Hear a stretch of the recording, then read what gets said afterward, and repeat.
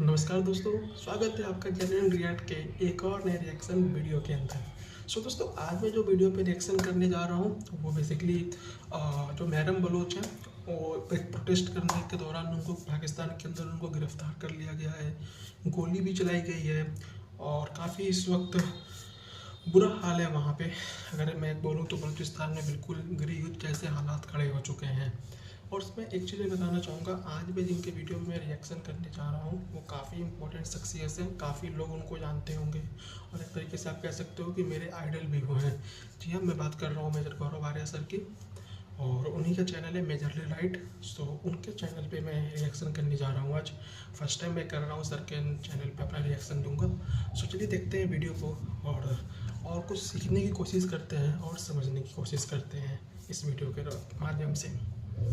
अभी एक डायलॉग आएगा सर का, प्रोड्यूसर आज की खबर बताओ। काफ़ी अच्छा लगता है कि मुझे सुनने में। म्यूजिक। चीयर्स। चीयर्स।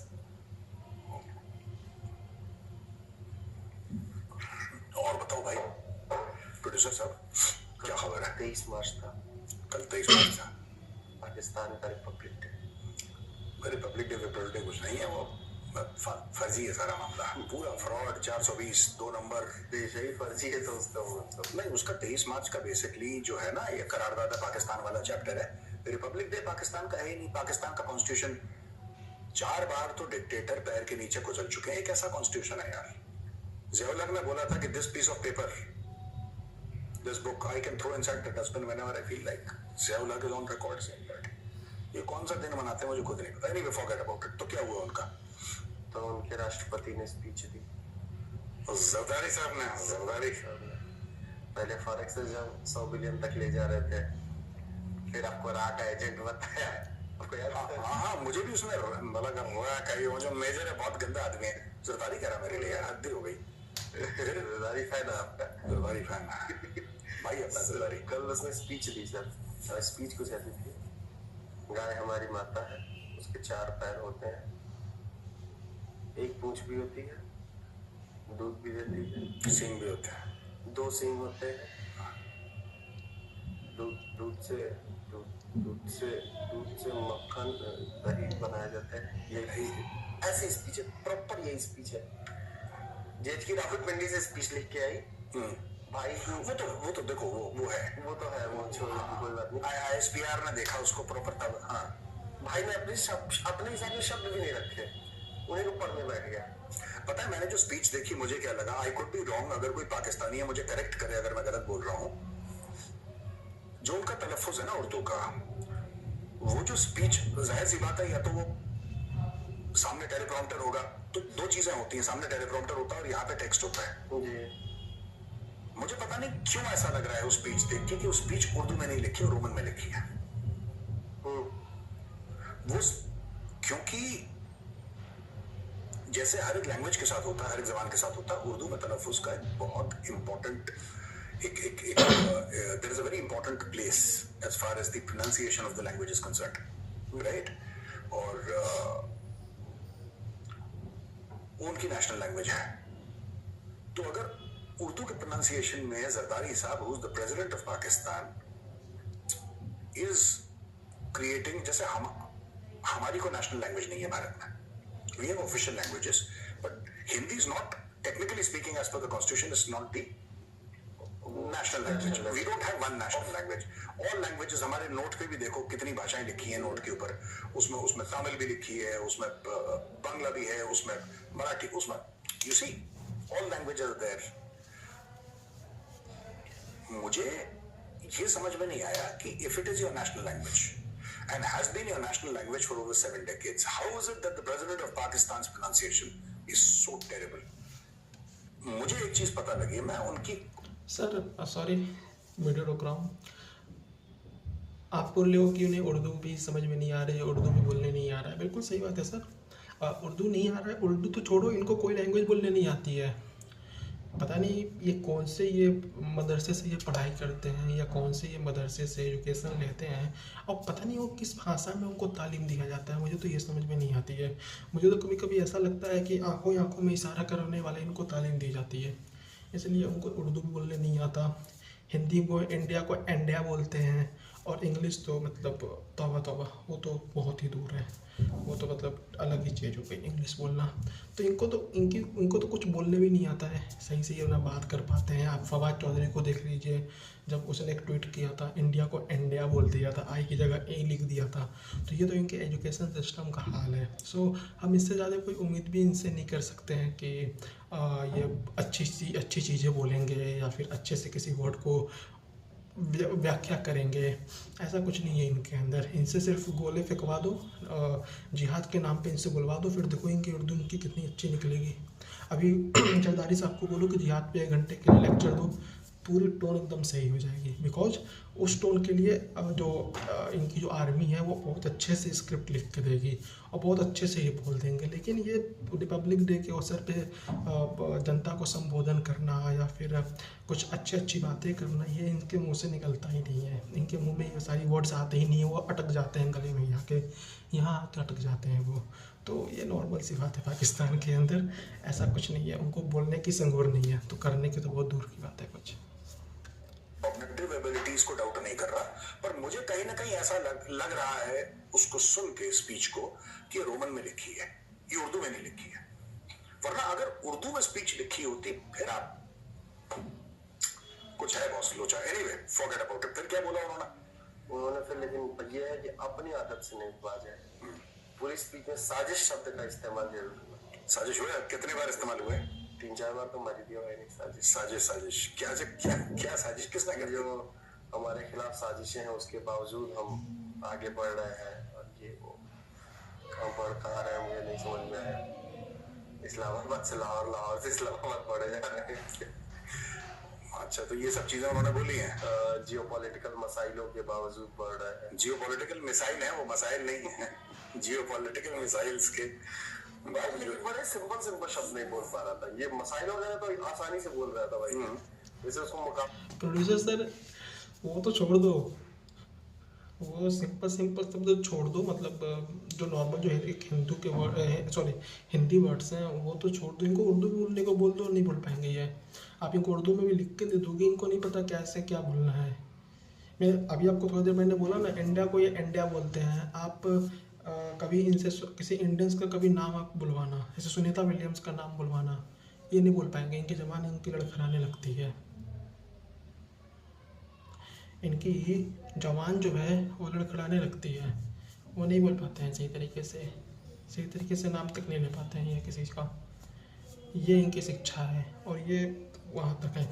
और जहाँ तक बात है साजिश की, कि उन्होंने साजिश की बार उन्होंने अपने इंटरव्यू में बोला है, सॉरी बयान देते हुए बोला है, तो नॉर्मल सी बात है ना। आखिर आवाम को तो लॉलीपॉप तो देना है ना साजिश का, और वैसे सी बात है, और साजिश में इंडिया का नाम ही आएगा। जो जनता को संबोधन कर रहे हैं उसको तो कुछ ना कुछ तो लॉलीपॉप थमाना ही है। तो उससे अच्छा लॉलीपॉप क्या हो सकता है उनके लिए? तो इट्स अ नेचुरल, तो पाकिस्तान के रग रग में बसा हुआ है, खून में बसा है इनके। बोला था तो मुकाबला क्योंकि बोला था कौन क्यों, वो यही नहीं जानता, क्योंकि किसी ने लिखा होगा रोमन में भी, तो क्योंकि भाई ONKI लिखना होगा। अब वो लिखने वाला मान होगा कि ONKI लिख दिया होगा, तो कौन की पड़ गया। खैर सर, ये तो सर हंसी मजाक की बात थी। कुछ मेरे सीरियस क्वेश्चंस है आज पाकिस्तान। ये मसाइल तज़फ्फुफ पे तेरा बया गालिब, तुझे हम वली समझते जो नबादा खार होता है ना। The way you say these things and the way you explain, ओ गालिब, ठीक है, we would have thought you to be a great philosopher, a great scholar, had you not been such a hopeless drunk. तो ये है कि तुझे हम वली समझते जो नबादा खार होता, ये बड़ा। एनीवे आगे बढ़ो सर। हाँ प्रोड्यूसर बताओ। सर बलूचिस्तान को लेकर कुछ सवाल है। महरंग बलोच को अरेस्ट कर लिया है, doctor Mahrang Baloch. I am aware, yes. क्या होने वाला है सर? देखो,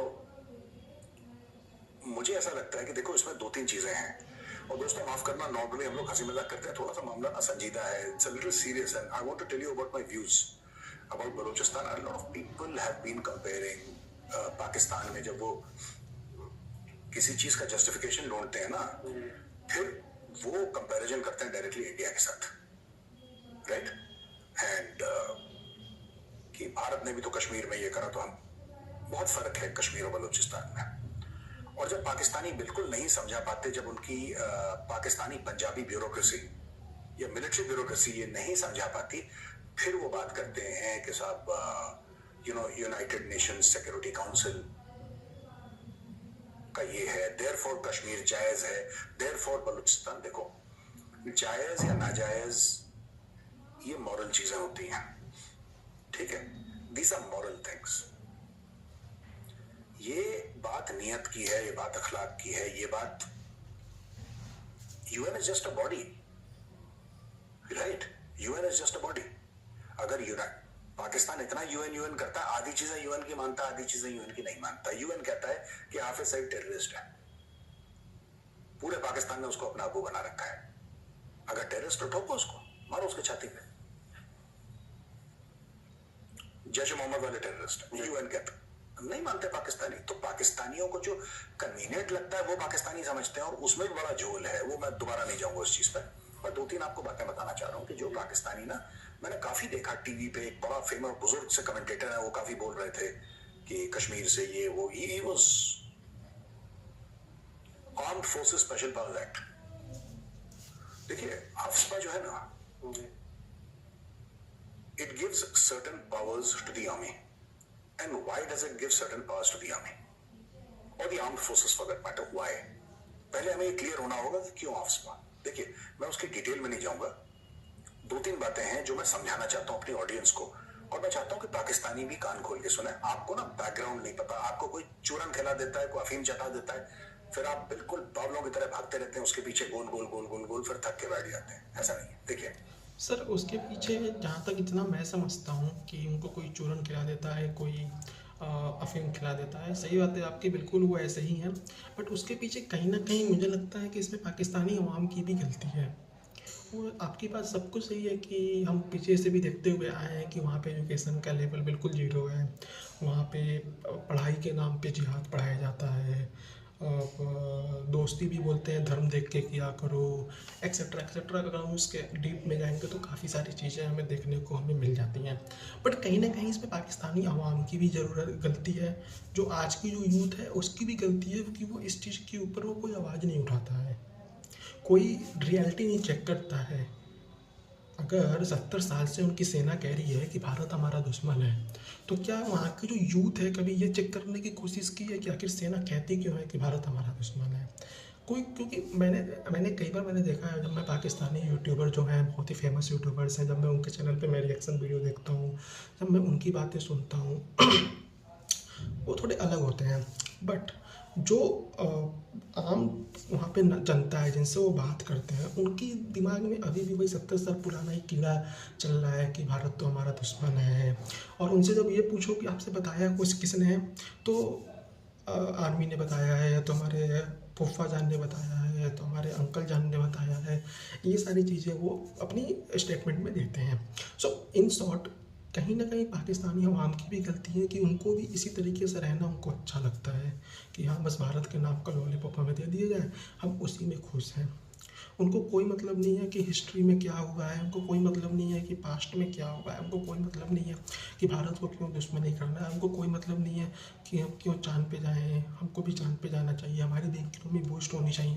बिकॉज उनके एजुकेशन में ये सारी चीज़ें पढ़ाई नहीं जाती हैं बचपन से, उनको बताया ही नहीं जाता है कि साइंस क्या होता है। आई थिंक उनको साइंस की परिभाषा भी नहीं बताई जाती होगी, वहाँ का एजुकेशन सिस्टम ऐसा है। सो बिल्कुल सही बात है कि आप उनको बस, और वैसे भी पाकिस्तानी जनता को अगर खुश करना है तो उनकी आर्मी के पास घिसे पिटे 2 ही डायलॉग है, एक तो भारत का नाम ले लो, एक रॉ का नाम ले लो, और एक कश्मीर का नाम ले लो। बस पाकिस्तान, जो पाकिस्तानी पब्लिक है, जो पाकिस्तानी अवाम है, बिल्कुल खुश हो जाती है, चुप हो जाती है और भांगड़े सपड़े करना स्टार्ट कर देती है।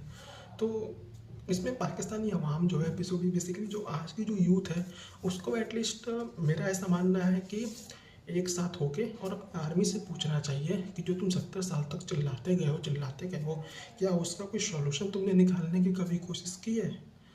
चलो ठीक है, तुम हमें ये इतिहास का तुम हमें ये पाठ पढ़ाते हो, इंडिया हमें ये पाठ पढ़ाता है, बट जो इंटरनेशनली जो है वो भी क्या झूठ बोल रहे हैं।